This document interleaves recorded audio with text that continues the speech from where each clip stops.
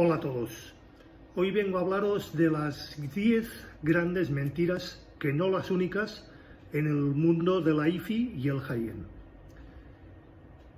Siempre he aseverado que la gente es hoy mucho más crédula de lo que hace años, cuando no se disponía ni de los medios ni de la información que sí disponemos hoy. Pero aparte que la técnica y el conocimiento en electroacústica ha evolucionado, un sector importante ha ido dando pasos de cangrejo en base a una nueva identidad entre ignorantes y supersticiosos, incapaz de dar solidez a sus argumentos sin tener que recurrir a la fe o al precio de los aparatos dignos de culto. Llamémosles oscurantistas o gurús. El oscurantista o gurú puede ser o bien un profesional dedicado a vender sus productos, los cuales deberán ser diferenciados de la competencia en base a unas florituras difícilmente objetivables, o bien, peor aún, un mero aficionado que respalda en una o varias imágenes de marca como fetiches que defiende a ultranza como si de sus propios hijos se tratara. Luego, cada sector inyecta su conocimiento a propios o extraños, generalmente a través de foros o blogs, o a través de este sistema, a través de YouTube. Por suerte, la hora oscurantista pierde peso con el paso del tiempo. Primera mentira, la mentira de los cables. Como mero accesorio que es, no debería ir en primer lugar. Aunque, si nos ponemos a pensar en el rendimiento monetario que le sacan los vendedores, así como la lírica y prosa que son capaces de exponer, incluso sin sonrojarse, muchos de ellos, puede perfectamente encabezarla. El gurú en cuanto a los cables es muy claro. Si montas un cable a cajas o a módulos, por supuesto, contra más caros mejor, muchísimo mejor. Bueno, el sonido resultante mejorará. Bueno, y ni se inmutan los tíos, se quedan tan panchos, unos simples cables. Esta fábula ha sido expuesta de 1000 maneras, a cuál de ellas más surrealista. Con norma general, el ocultista o gurú reniega pasar por el aro de las pruebas objetivas, ya que por fuerza o necesidad necesita creer en algo más allá de las pruebas, la ciencia y la praxis logística, y ante su disonancia poco o nada se puede hacer con ellos. La realidad es que la resistencia, la inductancia y capacitancia son los únicos parámetros de los cables que afectan a su rendimiento, y por debajo del rango de las radiofrecuencias son más que inapreciables, son del 0,0000. Bien, si hacemos referencia a los cables y altavoces, solo la componente de la resistencia tendrá cierta importancia si hacemos tiradas kilométricas de cable común, lo cual dejaría de ser un problema obviando cables excesivamente finos. Y aún así las diferencias seguirían siendo residuales, insisto, residuales. El típico cable de bajo en oxígeno o con cero oxígeno no diferenciará de un cable de unos 3.000 euros sustentados en el mercado con la creencia de que son capaces de convertir un sistema de sonido determinado en otro de mucha mayor calidad. Ja, ja, ja. Lo más importante que debemos saber es que este mercado utópico, este mercado de los gurús, es que la señal a través de un cable no entiende de cuán caro es. Entiende de cómo es este cable, nada más. Segunda mentira, la mentira sobre las válvulas. El esoterismo toca cotas insospechadas cuando en un segmento nada desdeñable de los aficionados de alta gama justifica una tecnología ancestral de este calibre con la nueva panacea de la alta fidelidad. Para hacernos una idea de cuántos aficionados cuentan con estas reliquias tecnológicas en su casa, solo debemos dar un garbeo por los foros, por YouTube y por los mercadillos de compraventa para hacernos cargo de esta dimensión. La propaganda para vender la moto de las válvulas tiene que ver con el sonido limpio, sedoso y cálido, y que para determinar de rematarlo, el sonido obtenido es superior al de la electrónica transistorizada. Meras mentiras, meras paparruchadas. Y ahí es nada. La realidad es que la válvula va muy bien para transmisiones de radiofrecuencias, sin ningún tipo de de duda, y para altas potencias. Pero para amplificadores de este siglo, pues es un sistema más. Entonces, ¿qué supone reportar una electrónica a válvulas al sonido? Me atrevo a decir que distorsión, simplemente distorsión. Por norma general, un buen amplificador a transistores rendirá siempre netamente mejor que uno a válvulas, pero muy caro que sea uno o muy caro que sea otro, rendirán como mínimo igual, y los transistores siempre jugarán con ventaja. Intentarnos meternos en sintonía con el gusto particular de los aficionados a las válvulas, pues tenemos las de perder. No podemos encontrar, al menos con dos puntualizaciones. Una es una ficción ilusoria del audiófilo sugestionado o engañados, o es una coloración debidamente introducida por el fabricante como un elemento diferenciador, nada más. En este caso, el diseño de un estado sólido podría imitar fácilmente el sonido de las válvulas. Hay que reconocer que los transistores hoy en día están muy por encima de las válvulas, muy a pesar de lo que muchos gurús o muchos grandes entendidos digan de que es un sonido más limpio, un sonido más cálido, un sonido más dinámico, ja, ja, ja, ja, ja. La mentira del antidigital, o lo que es lo mismo, que el sonido analógico está por encima de las posibilidades de lo que ofrece el digital. Mera mentira.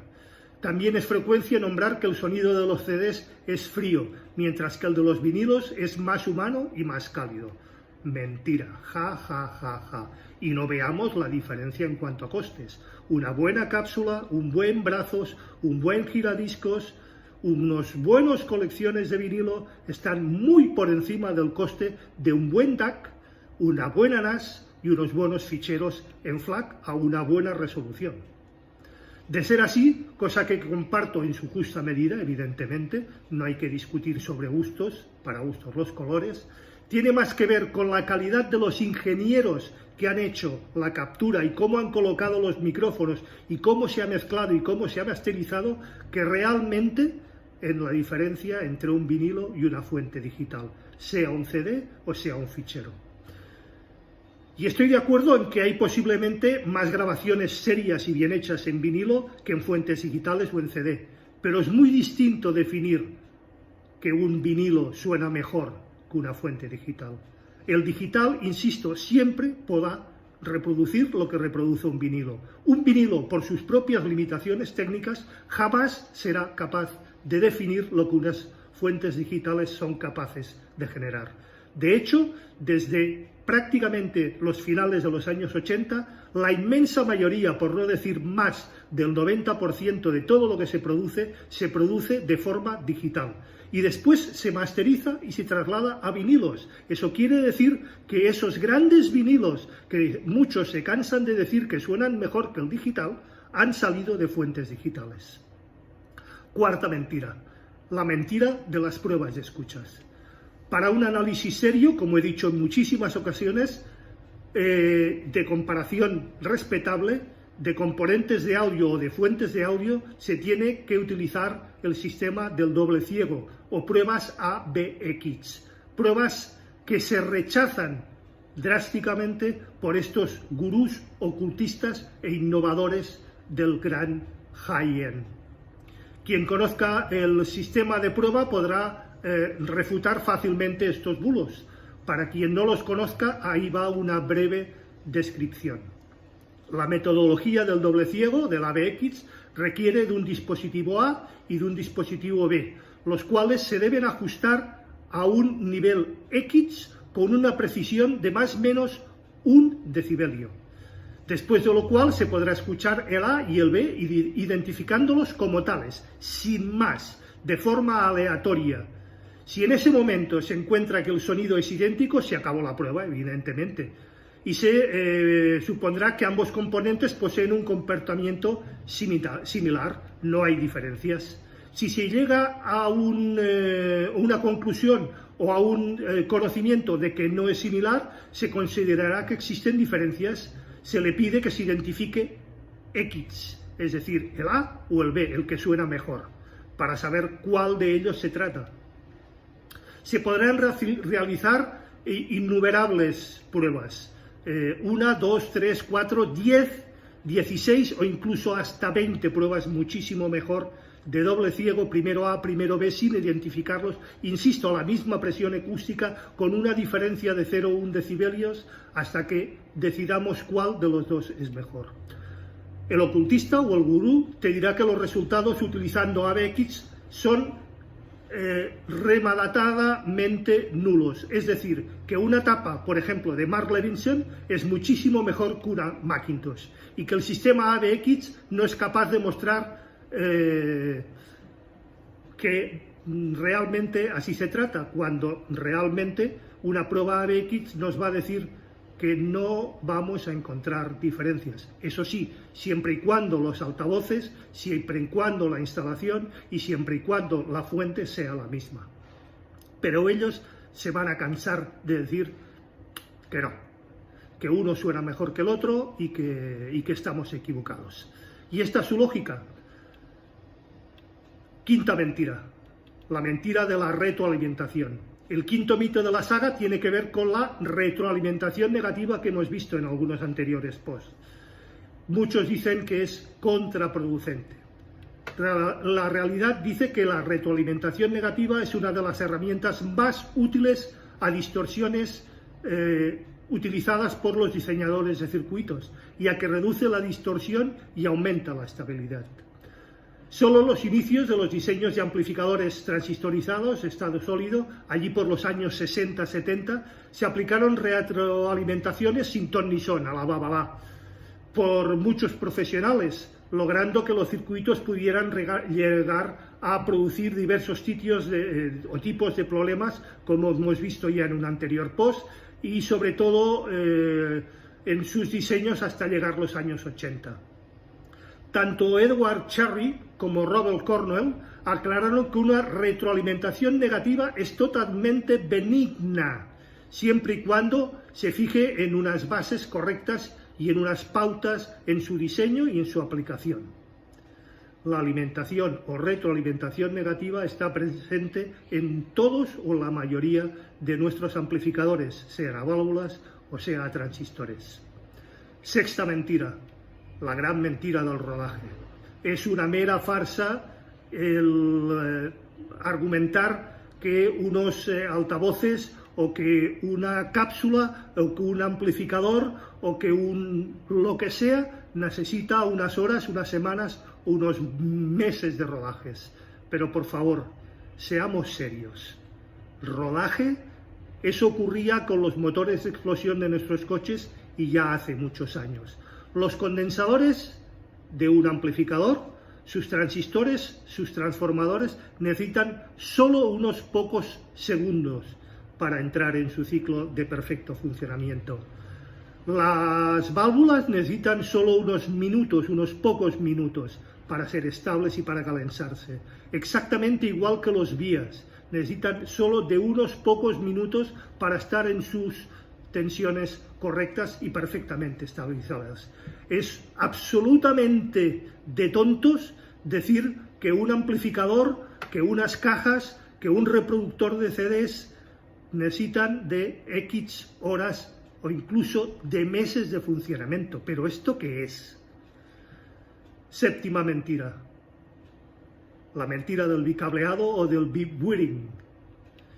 Incluso los audiófilos más sofisticados caen en esta fórmula del prestidigitador o del gurú de decir que el bicableado aporta mejoras en nuestras instalaciones. Cada vez más, y eso es culpa de los fabricantes de altavoces, nos encontramos con con altavoces con dobles tomas. Pero esto no es para bicablear. Esto en cualquier Altavoz es para separar las dos tomas y para biamplificar, triamplificar o cuadriamplificar, no para bicablear, tricablear o cuadricablear. ¿Alguien me va a hacer creer que por mandar la señal de nuestro amplificador por un cable o por dos cables o por tres cables eso mejora? Es una somera tontería. La señal se desplaza exactamente igual por un cable que por dos que por tres. Lo único que vamos a conseguir es multiplicar el precio de esos cables, que no son nada baratos, por 2, por 3 o por 4. Vaya tontería. Octava mentira. La gran mentira de los cables, de las regletas y de los filtros de alimentación. Señores, si nuestra instalación eléctrica es correcta, con un buen estabilizador, hay más que suficiente. Cualquier fabricante de amplificadores nos dirá que sus amplificadores con un cable como el que llevan de tensión es más que suficiente. No hay que gastarse ni 1.000, ni 2.000, ni 3.000 euros en cables de corriente. Incluso con el tema de cables me atrevería a hacer una puntualización.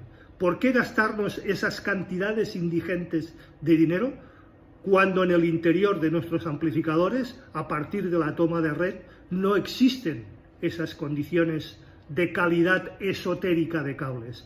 ¿Alguien se ha dignado a abrir unos altavoces y ver qué tipo de cables hay en su interior?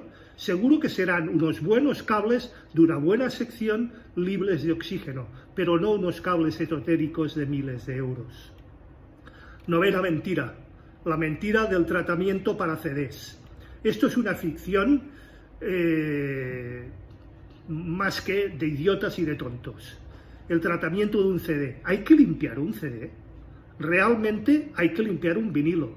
Yo aconsejo, como hemos visto en anteriores posts, el utilizar un buen aspirador para evitar todas las partículas de polvo depositadas sobre los surcos. Un buen cepillo antiestático para retirar las partículas que hayan podido caer en su momento. Pero acondicionadores para CDs, ¿pero esto qué es, señores? Es de risa y de chichinabo. Y la décima y la más importante, la mentira del golden hair, del oído de oro. Es tan divertido que de verdad que me destornillo. Es decir, ¿alguien nos va a hacer creer que por echarle más horas a la escucha se educa el oído? ¿Que se escuchan más cosas de lo que nosotros somos capaces de escuchar? Eso es lo mismo que decir que un mecánico simplemente por haber escuchado más motores sabe más que nosotros. No, señores. Lo que ocurre es que un mecánico, al oír cómo suena un motor, sabe de dónde le viene el problema. Es decir, no existen los golden hair, no existen los grandes gurús que te dicen, es que no oyes la diferencia, es que no oyes este matiz. Si educamos nuestros oídos, sabremos qué suena mejor. Sabemos diferenciar entre una y otra fuente. Sabemos diferenciar entre si hay distorsión o no hay distorsión. Lo mismo que ocurre con un mecánico o con un sommelier. Un sommelier tiene su gusto habituado a distinguir qué es mejor y qué es peor, cuál es de una añada y cuál es de otra, pero no porque su paladar y su esófago estén más habituados, sino porque ha tenido una educación, no porque su oído sea de oro. Tal y como hemos visto, una persona joven es capaz de oír de 20 a 20.000.